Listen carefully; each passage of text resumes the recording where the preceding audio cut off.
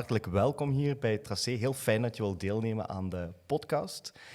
Wij kennen elkaar al een beetje, we zien elkaar vaak in de mail verschijnen, maar we hebben eigenlijk nog nooit de kans gehad om met elkaar te babbelen. Nee, dat klopt. Ja. En dankjewel voor de uitnodiging, heel leuk. Heel graag gedaan. Een mooi moment om, ook voor de podcast natuurlijk, maar elkaar wat beter te leren kennen, omdat jij wel een belangrijke sleutelrol speelt binnen dat erfgoedlandschap in Limburg. Voordat we over jouw huidige job gaan babbelen, is het denk ik leuk voor de luisteraar om eens eventjes iets te horen over jouw achtergrond.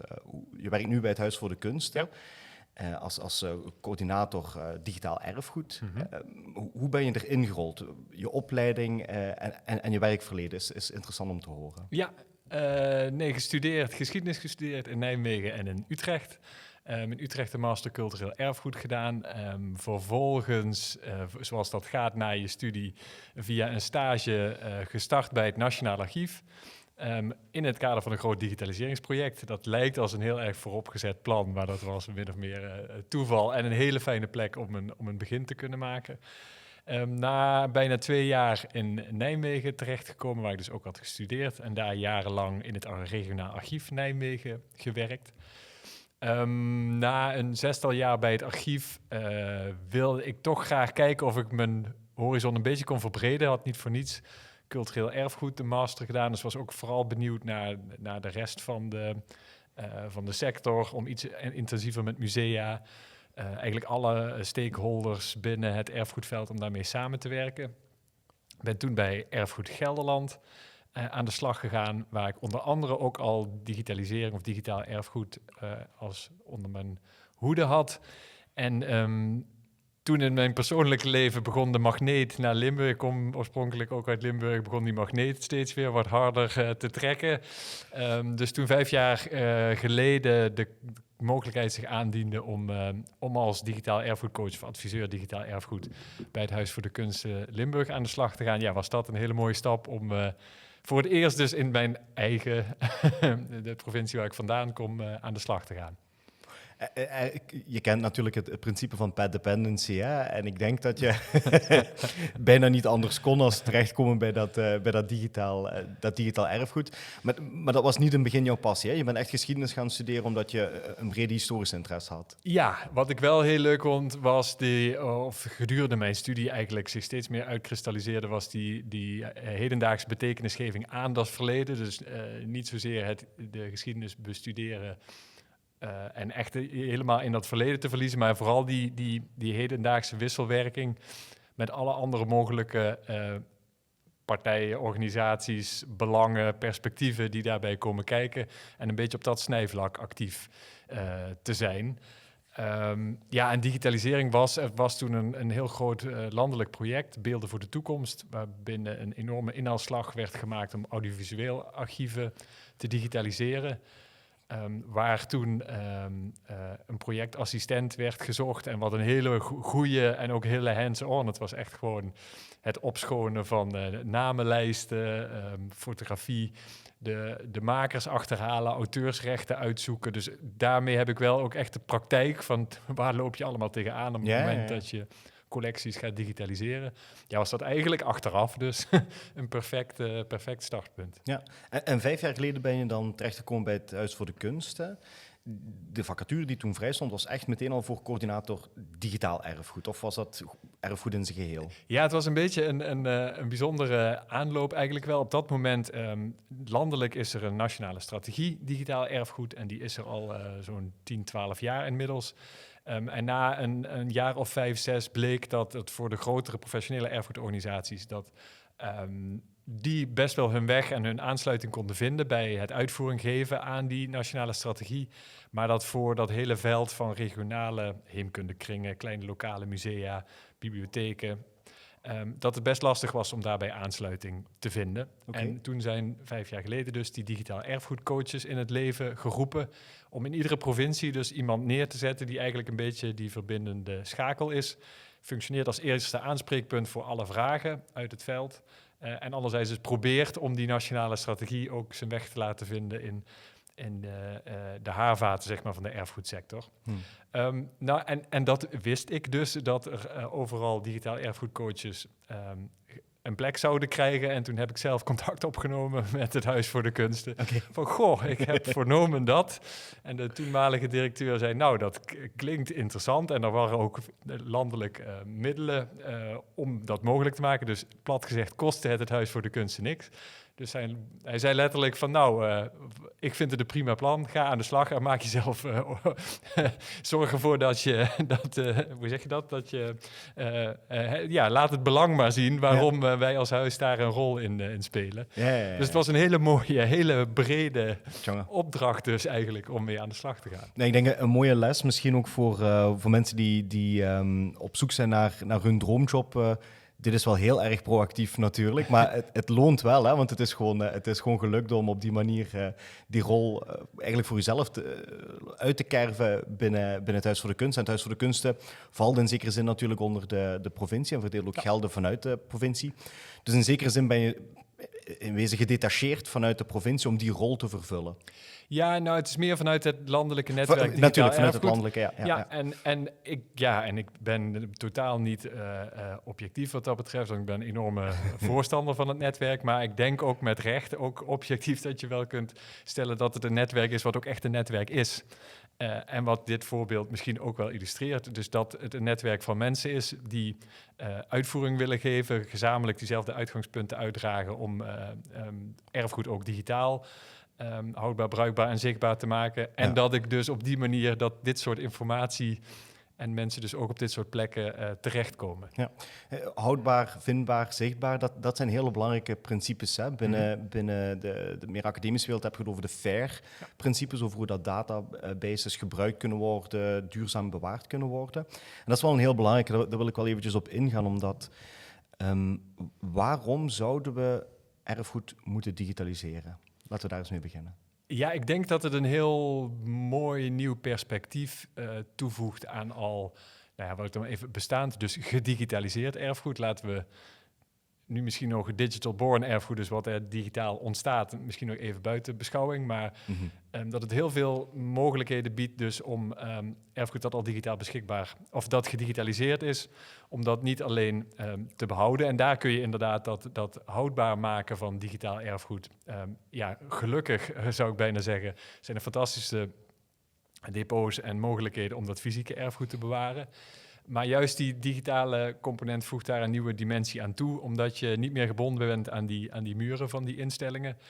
Allerlei nieuwe dwarsverbanden kan maken en het qua zichtbaar en bruikbaar maken ook heel veel nieuwe mogelijkheden biedt, omdat je een beetje loskomt van die kwetsbaarheid van dat erfgoed en je digitaal ook daar allerlei nieuwe toepassingen en vormen voor kunt vinden die je het beste niet met dat kwetsbare oorspronkelijke erfgoed zou kunnen doen.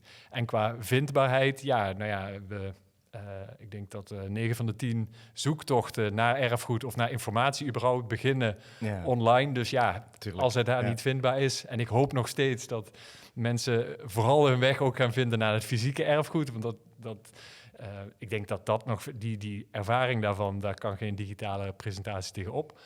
Maar dat het dus voor die vindbaarheid en die zichtbaarheid wel ook weer enorme nieuwe mogelijkheden biedt. En daar is ook een specifieke werkgroep voor opgericht, hè? Linked Open Limburg, hè? Ja. LOL. Ja, een afkorting die van jullie directeur afkomstig is. Nog steeds een heel sterke vondst. Het is natuurlijk in de internetwereld ook een mooie afkorting. Ja, inderdaad. Dat is eigenlijk het gezamenlijke, of het programma waarin dit streven eigenlijk samenkomt om als erfgoedorganisaties, in ons geval dus binnen die provinciale context, samen te werken aan een netwerk van verbonden digitale erfgoedinformatie. Met als doel dus om die gebruiker, wie dat dan ook is en voor welke toepassing dan ook, de mogelijkheid te bieden om daar gebruik van te maken. Ja, met als uiteindelijk doel dat mensen toch nog die fysieke, materiële ervaring kunnen hebben met erfgoed, maar tegelijkertijd zorgt digitalisering er natuurlijk voor dat je op een veel bredere manier dat erfgoed kan gaan gebruiken, kan visualiseren, verschillende VR-opties, 3D-scans en dergelijke. De universiteit en verschillende musea werken daar ook mee. Tegelijkertijd zorgt digitalisering ook voor een enorme uitdaging.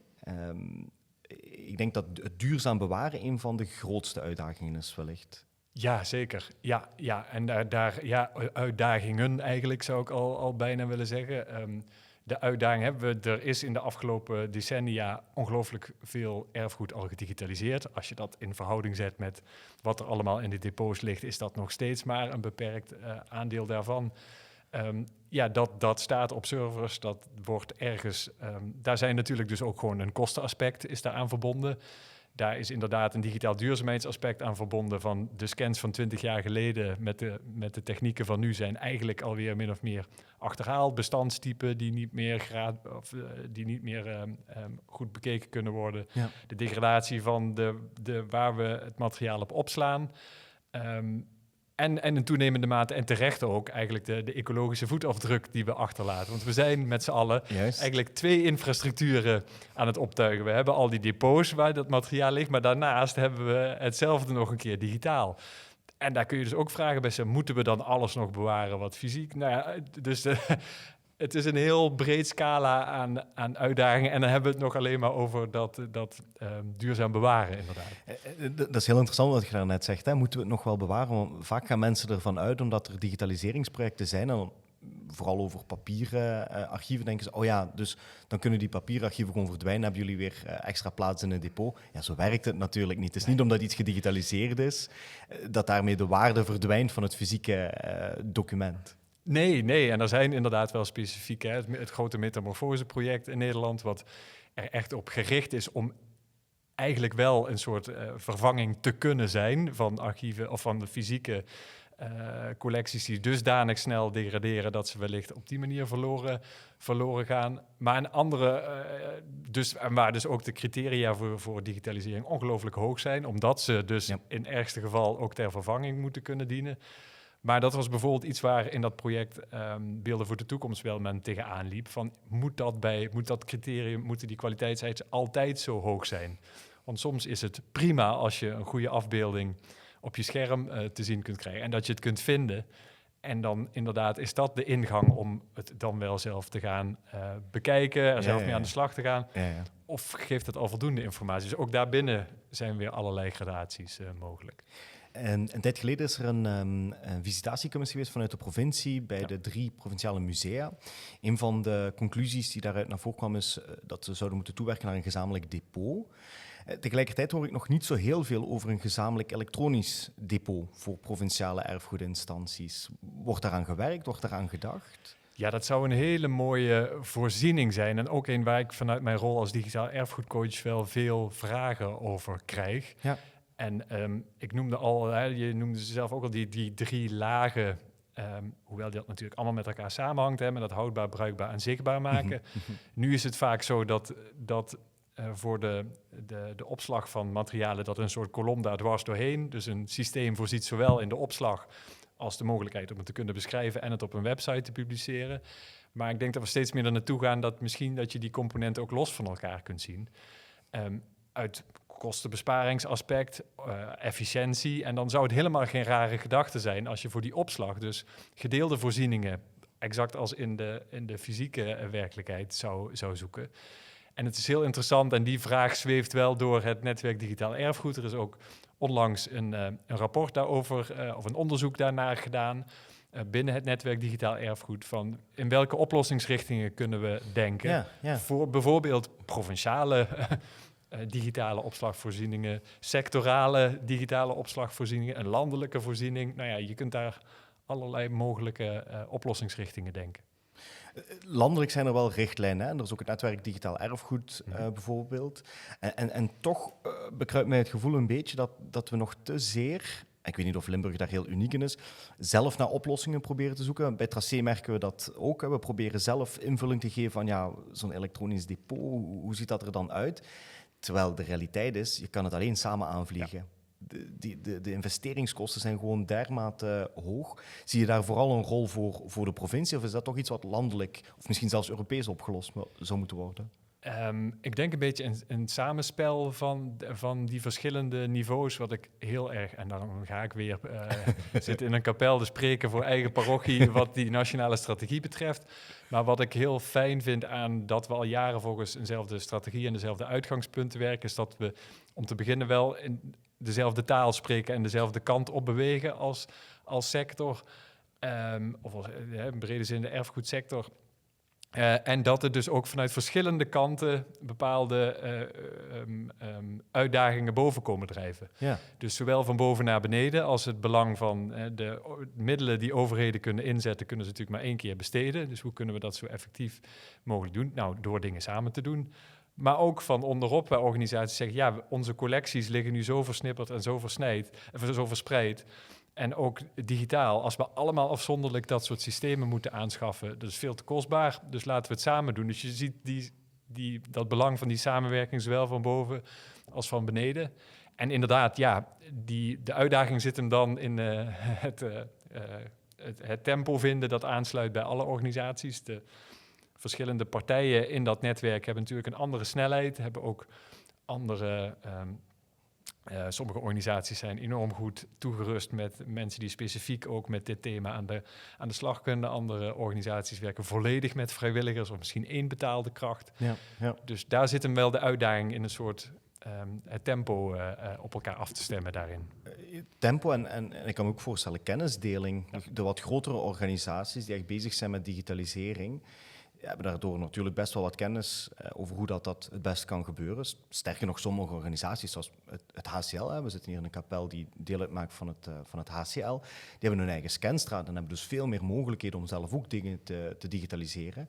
En zou je toch verwachten, of alleszins ik zou dan toch verwachten, dat die een iets wat voortrekkersrol zouden spelen om de wat kleinere organisaties. En daarom, de Corporatie Erfgoed Limburg bestaat ook net omwille van die reden. De iets grotere partijen kunnen het pad effenen voor de wat kleinere groepen die minder bemensing hebben en minder financiële middelen. Ja, nee, ik denk zeker dat dat met een verantwoordelijkheid ook komt. Iedereen heeft zijn rol en zijn verantwoordelijkheid binnen zo'n netwerk. Ja.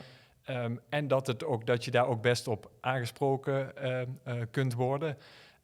En nogmaals, ik denk dat het elkaar ook versterkt. Want om hetzelfde voorbeeld te gebruiken voor een HCL...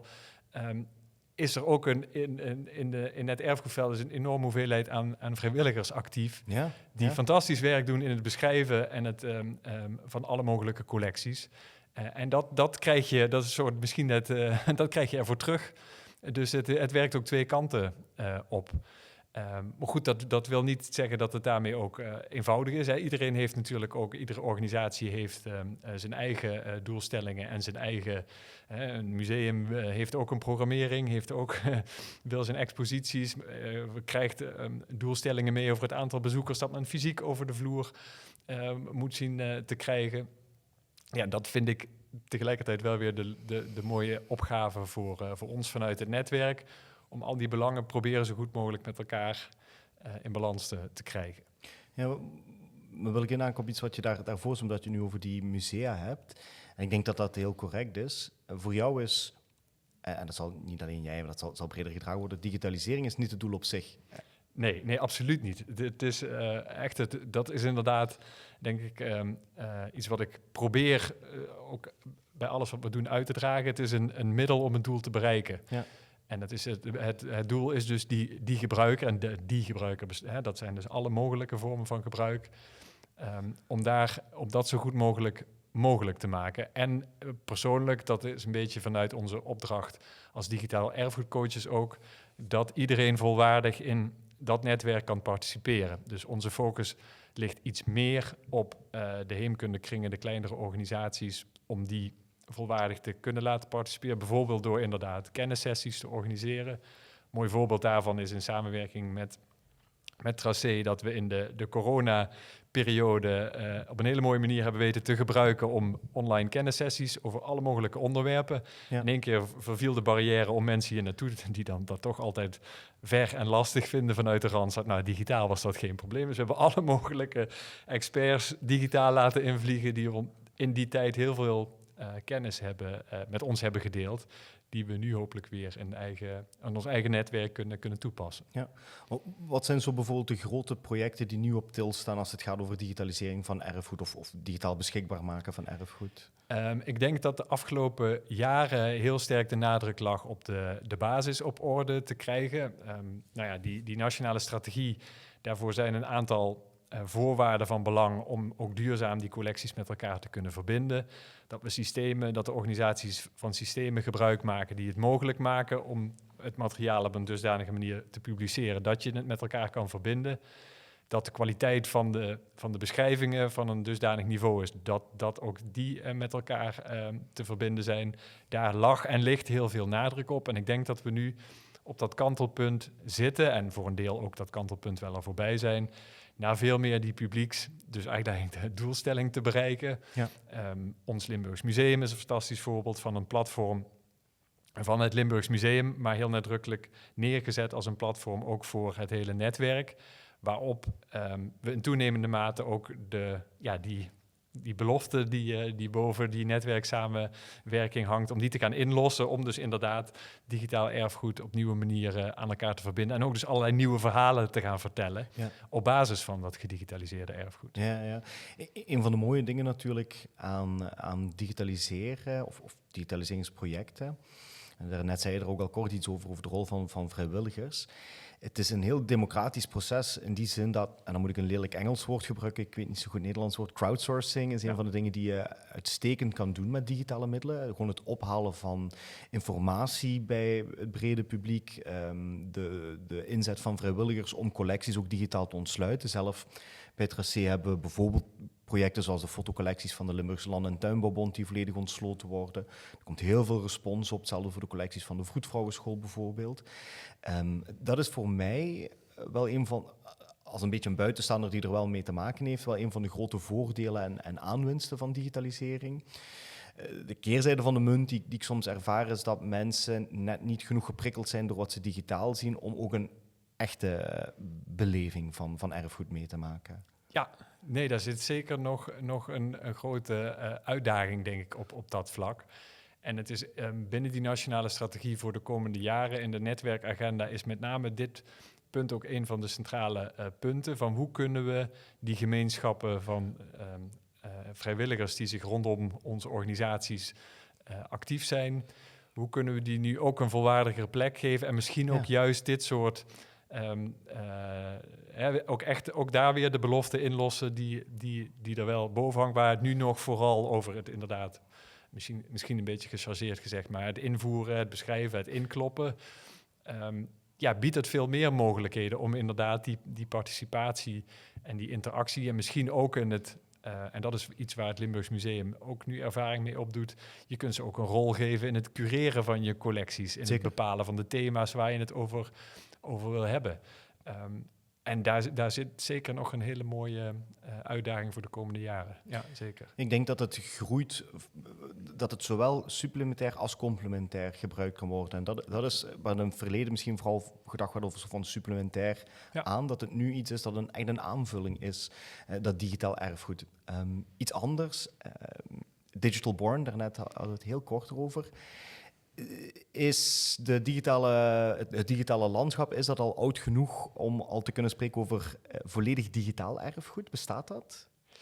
Ja, er zijn wel voorbeelden van, uit de kunst ken ik het van makers die dus Digital Born kunst hebben gemaakt. Dat inmiddels dus zijn weg naar de erfgoedsector heeft gevonden. Een leuk voorbeeld waar ik zelf mee in aanraking kwam. We zijn als Huis voor de Kunsten. Het bijzondere aan het Huis voor de Kunsten ten opzichte van een aantal andere erfgoedhuizen in de provincie is dat wij zowel de kunsten als erfgoed onder één dak hebben. We hadden een uitgebreid traject rondom, en daar kun je het al eindeloos over hebben hoe je het moet noemen. Urban culture, de culture, hip-hop cultuur, welke label je of hoe je het ook wil noemen. En daar zag ik, iemand zei letterlijk tegen mij, ik heb me nooit gerealiseerd dat wij ook erfgoed waren. Ja. Dus de bewustwording dat daar ook, en dan heb je het over remixcultuur, dat zit al ingebakken in de hip-hop cultuur. Het oneindig samplen van allerlei materiaal, inderdaad, en wat op allerlei USB-sticks. Dus we zijn nu wel in verkennende gesprekken met een van de pioniers binnen die sector om te kijken of zijn Digital Born collectie, archief, nou geeft het een naam, of onze infrastructuur zoals we die voor de meer traditionele collecties, of die ook geschikt is voor dat type collectie. Of wat voor nieuwe vragen daarbij naar boven komen waar we wellicht nog geen antwoord op hebben. Ja, omdat tot nu toe erfgoed en digitalisering wordt vooral gezien als fysiek erfgoed wordt gedigitaliseerd en dan gebeuren er dingen mee. Maar natuurlijk, hoe langer hoe meer. En hetzelfde geldt natuurlijk ook voor de administraties van gemeentes of van bedrijven. Digital Born stelt ons voor een heel belangrijk vraagstuk. Het is vaak een hele grote hoeveelheid data. Je moet er dan toch doorheen gaan. Ergens kleeft er ook een beetje, zeker als het over kunst gaat, het idee dat het niet ambachtelijk genoeg is om echt kunst te zijn op het moment dat iets digitaal gemaakt wordt. Dat is geen waardeoordeel. Ik probeer af te spiegelen wat de algemene tendensen daarin zijn. Maar de realiteit is natuurlijk binnen dit en 100 jaar... De enige erfgoedcreatie die wellicht nog zal gebeuren, zal toch grotendeels digitaal gebeuren. YouTube-video's, hele gesprekken die mensen op fora voeren die interessant zijn, fanfiction die gepubliceerd wordt in plaats van boeken. Ja. Dat is best een moeilijk vraagstuk, omdat het net zo eclectisch is en zo gefragmenteerd. Ja, en het grappige is, dat was het onderwerp van... toen ik al in Nijmegen werkte, nog archiefwetenschappen gestudeerd. En het onderwerp van mijn scriptie zat ook op dit vlak. Eigenlijk de paradox die erin zit tussen... wij kunnen nu, in theorie zou je kunnen zeggen, alles bewaren. We doen niks anders dan de hele dag dingen vastleggen, foto's ervan maken, filmpjes, video's, ons hele leven documenteren in sociale media. Tegelijkertijd is het misschien nog nooit zo kwetsbaar en zo vluchtig geweest. Papier is geduldig, dat is van 80 jaar geleden, dat ligt er nog. Dus er zit ook een vreemde paradox en dus de discrepantie en dan ook over selectie van de stortvloed aan digitale informatie. Wie gaat bepalen wat we gaan bewaren, wat gaan we bewaren? Dus daar zit inderdaad... en ik weet dat het dus inmiddels een aantal jaar geleden en heb de literatuur sindsdien niet heel goed bijgehouden. Dus wellicht is er al veel meer op dat vlak gebeurd. Maar wat er toen een beetje boven de markt ging van als we niet oppassen, dan dreigt er ook een soort digital dark age. Waarbij we eigenlijk in ons streven om alles te documenteren, eigenlijk niks meer documenteren en vastleggen. Ja, ik denk dat dat een heel goed punt is. Het is een enorme stortvloed en een tsunami van gegevens die we digitaal creëren. Een van de voorbeelden die ik vaak geef aan studenten als ik er les over geef, ik heb een tijd lang ICT Revolutions gegeven als vak. En zei ik van, voor een archief is het relatief eenvoudig om een correspondentie te bewaren, want dat zijn fysieke brieven, plus je gaat ook niet 50 brieven per dag versturen. Dus dat is in zekere zin behapbaar, zelfs voor bedrijven. Hoeveel e-mails verstuur je al op 1 dag? En begin het maar eens allemaal te bewaren en begin er maar eens door te lezen. Hoe beslis je wat bewaard moet worden en wat niet? Dat is een belangrijke rol die archivarissen natuurlijk vervullen. We zullen daar toch een handigheid in moeten vinden. En misschien is AI een mogelijke oplossing om ons te helpen het onderscheid maken tussen wat is hier nu belangrijk, wat is niet belangrijk. Want je kan er gewoon fysiek niet meer doorheen gaan. Het is gewoon te veel. Ja, we hebben tijdens een van die kennissessies dus ook iemand vanuit de Koninklijke Bibliotheek te gast gehad die vertelde voor social media archivering.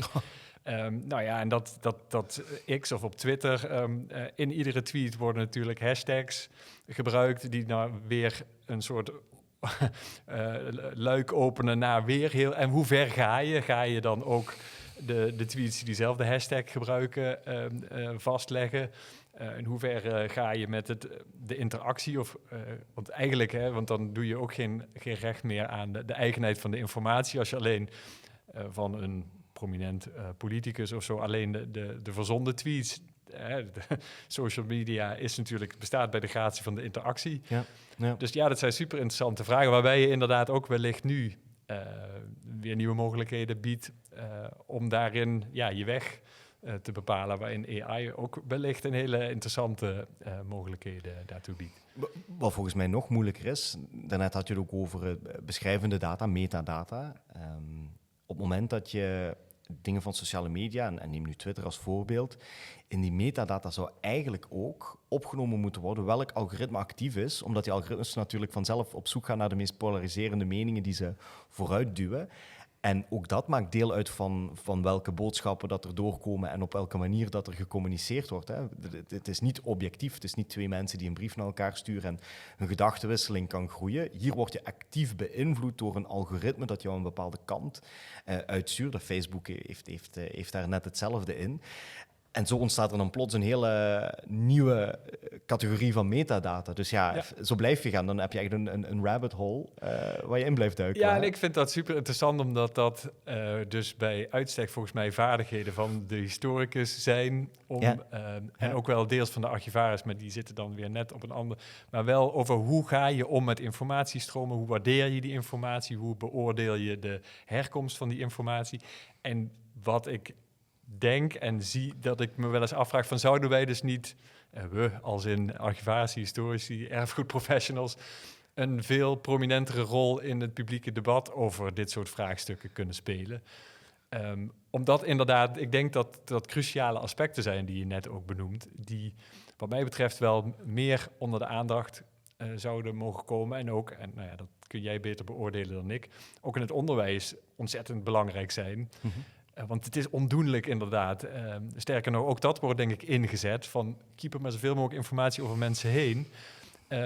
Want dan lukt dat gewoon niet meer. Nee, dus hoe gaan we daar mee om daar toch nog je weg in te kunnen vinden? Dat is super interessant. Er is een, dat is niet binnen de geschiedenis, dat is binnen psychologie, denk ik. In het Engels noemen ze dat analysis paralysis. En dat legt eruit waarom dat als je op een streaming service zit, dat het heel moeilijk is om een film te kiezen. Er is een veel te groot aanbod. En hetzelfde gevaar ga je natuurlijk lopen op het moment dat er veel te veel digitale data zijn. Wat wel interessant is natuurlijk, als het gaat over digital born en ook digitalisering van erfgoed, dat begint meer en meer een ICT-klus te worden. Mm-hmm. Maar waar we het net over hadden, dat stukje inzicht en waar komt dit vandaan, eigenlijk de bronnenkritiek, dat is iets wat een ICT'er niet meekrijgt natuurlijk in die opleidingen. En ergens heb ik wel de angst dat, en dat zal ook bij archieven spelen, dat de technocratische kant het net iets te veel zal winnen van die inhoudelijke kant, waardoor dat uiteindelijk die inhoud grotendeels nutteloos zal worden, omdat er geen curatie gebeurt, er is geen overzicht en geen diepere kennis van wat er nu feitelijk gearchiveerd en verzameld wordt. Zeker digitaal bedoel ik dan. Ja, nou ik denk dat we wat dat betreft nu nog aan de goede kant van de streep, omdat erfgoedorganisaties vaak natuurlijk wel vanuit die inhoud ook georganiseerd zijn, met de conservatoren, curatoren, archivarissen die juist dit soort vaardigheden hebben meegekregen, dat er nu steeds meer ruimte, en ik denk dat dat op zich wel goed is, dat er ook steeds meer aandacht komt voor de technische informatie, inderdaad wat daar aan ICT-vaardigheden en kennis voor nodig is. Ja. Maar ik denk dat de uitdaging wel is om dat in balans te houden, inderdaad. En ik denk dat dat ook weer vanuit die wisselwerking gedacht iets is waar wederom wij, historici, archivarissen, een bijdrage in zouden kunnen leveren. En ja, om ook deze aspecten daar en het belang daarvan, juist vanuit onze professie en ook in het beheer van die digitale collecties, blijft dat denk ik onverminderd net zo belangrijk. Ja, absoluut. Oké, dat waren de uitdagingen. Ja. Misschien om het toch ook nog iets wat luchtig gesprek te houden. Wat vind je de grootste verwezenlijkingen tot nu toe als het gaat over digitalisering van erfgoed? Ik vind het mooiste de samenwerkingen zoals die tot stand zijn gekomen. Vanuit dus dat vertrekpunt, omdat het in de kern mogelijk maakt om veel meer verbindingen te maken. Dus ook om die samenwerking steeds meer te zoeken. En ik hoop dus heel erg, en dat is wel die belofte die erboven hangt, hè, die samenwerking, dat is goed, denk ik, gelukt. Dat netwerk digitaal erfgoed en onze samenwerking binnen de provincie is sterk. We zijn een aantal jaar heel goed onderweg. En dat we nu die belofte kunnen gaan inlossen om ook echt dat publiek of die gebruiker nog veel beter te voorzien van alle mogelijke... dat die echt aan de slag kan om daar mee aan de slag te gaan. Om een voorbeeld te noemen, we zijn afgelopen jaar hebben we geparticipeerd in een haalbaarheidsonderzoek voor een regionale toeristische toepassing van het toerismebureau Midden- en Noord-Limburg, die samen met hun Duitse partners graag routes zouden ontwikkelen die langs erfgoedlocaties aan beide zijden van de grens gaan. Dat hoop ik dat bijvoorbeeld een toepassing zou kunnen zijn. Idealiter dat je dus al die collecties die daarvan digitaal beschikbaar zijn, daar dus dan ook aan kunt verbinden, zodat als iemand de regio bezoekt, daar ook meteen relevant erfgoed bij kan zien. Maar daarnaast ook allerlei creatief hergebruik. We hebben afgelopen jaar ook de mogelijkheid gehad om een residentie, om Pavel van Houten, een beeldend kunstenaar, met een creatieve blik naar dat digitaal erfgoed te laten kijken. En dat was ook ongelooflijk inspirerend. Maar ja, goed, ik redeneer nu natuurlijk vanuit de voorbeelden die we kennen. En hoop natuurlijk vooral dat er een heleboel dingen gaan gebeuren die we nu nog helemaal niet kunnen voorzien. Ja. Dus daar ben ik wel heel benieuwd naar. Ja, dat is wel interessant, hè? De link die je kan maken ook naar toerisme. Dat toont nog maar eens aan hoe dat het ook een inkomstenpost kan zijn. Want ik kan geloven of vermoeden dat een provincie dit toch vooral als een uitgavenpost ziet. Terwijl dat op het moment dat je het goed inzet en je kan interactieve kaarten maken of een fietstraject waar dat meteen oproept van dit erfgoed kan je komen bezichtigen en dan hopelijk blijven mensen nog iets drinken, dan begint dat ook een aantrekkingspoel te worden voor de regio zelf natuurlijk. Ja, precies. Of we hebben in Limburg het IJssel-platform, waar heel veel vrijwilligers al jarenlang actief zijn om eigenlijk heel Limburg historisch gezien in kaart te brengen. En ik denk dat daar in het kader van de nieuwe omgevingswet ook enorm veel toegevoegde waarde en winst te behalen is. Dat op het moment dat er een groot nieuwbouwproject, dat moet gebouwd worden, dus dat zal toch een keer gaan gebeuren. Op dat moment dat je dus makkelijk op zo'n kaart kunt zien wat daar in het verleden en dat je misschien niet voor vervelende verrassingen in zo'n project komt te staan op het moment als je een schop in de grond steekt. Ja, dat lijkt me heel goed. Dus en dat is iets waarvan ik denk, dat kom je ook weer bij die crowdsourcing.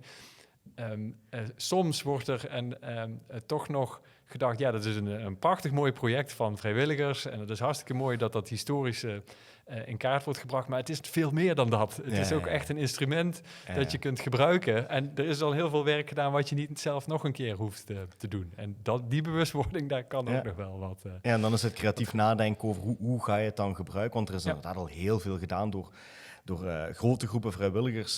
Zeker de afgelopen 10, 15 jaar is dat makkelijker en makkelijker om dat met digitale middelen te doen. Ik weet niet eens wanneer dat het IJsselproject is opgestart. Is natuurlijk een voorbeeld. Peer Bosli heeft natuurlijk ook nog een project rond digitalisering van oude recepten en dergelijke. Daar zijn heel veel opties. En je ziet ook wel dat bijvoorbeeld dat receptenproject waar dat Peer mee bezig is... trekt Limburg ook een beetje uit die periferie, want er zijn nu heel veel mensen in de Randstad die onderzoek doen naar bewaring van voedsel en dergelijke, en die gaan sowieso gebruik maken van die recepten die dan gedigitaliseerd zijn, en daarmee wordt de periferie, die Limburg toch nog altijd is, een pak minder periferie. En dat is eigenlijk ook wat je hoopt, hè? Dat binnen zo'n een digitaal netwerk net... Ja, dan zijn er geen afstanden meer. Dus dan kan je zo makkelijk de Randstad als Limburg, als Groningen gebruiken in je onderzoek. Ja, en jullie hebben met hele concrete voorbeelden al aangetoond wat voor met de vlaggen en vaandels.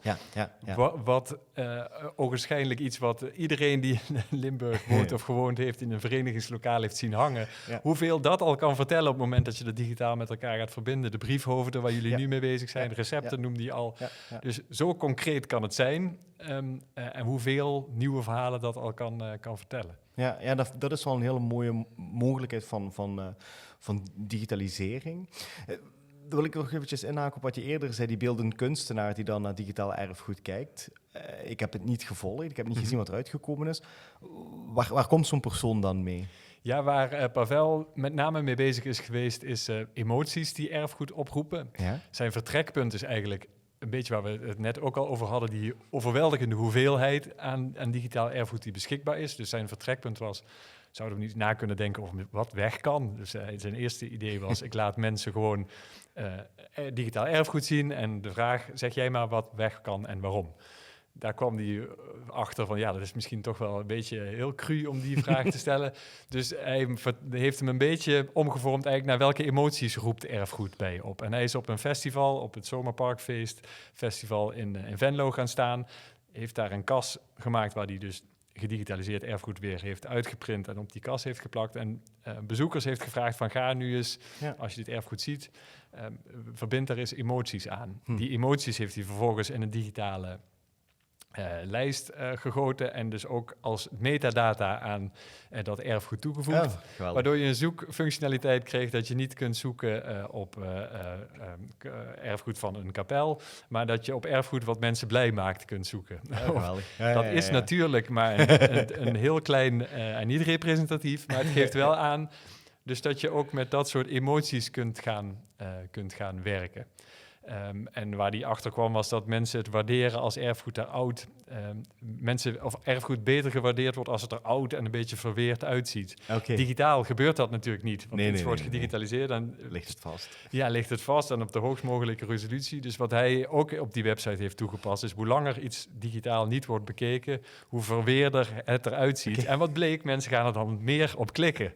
En op het moment dat je erop klikte, werd het weer tot leven gewekt en zag het er weer helemaal als nieuw uit. Nou ja, dat soort... Daarmee spelen met die uitgangspunten en met verschillende perspectieven. Dus ook de waardering die toch zo'n belangrijk onderdeel van erfgoed is. De emotie die het oproept.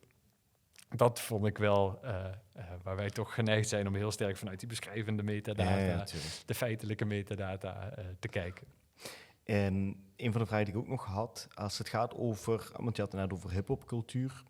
Dat is best een grote subcultuur. Wat denk je dat de mogelijkheden zijn van digitaal of digitalisering van erfgoed voor groepen die gemarginaliseerd zijn in de maatschappij? Ja, nee, ik denk dat er daar ook al hele mooie voorbeelden van zijn. En juist dat participatieve, wat online natuurlijk heel laagdrempelig is. Ja. En voor zeker jongere generaties ook heel vertrouwd is. Want social media bestaan daar is die participatie het belangrijkste, of die interactie het belangrijkste onderdeel van. Ja.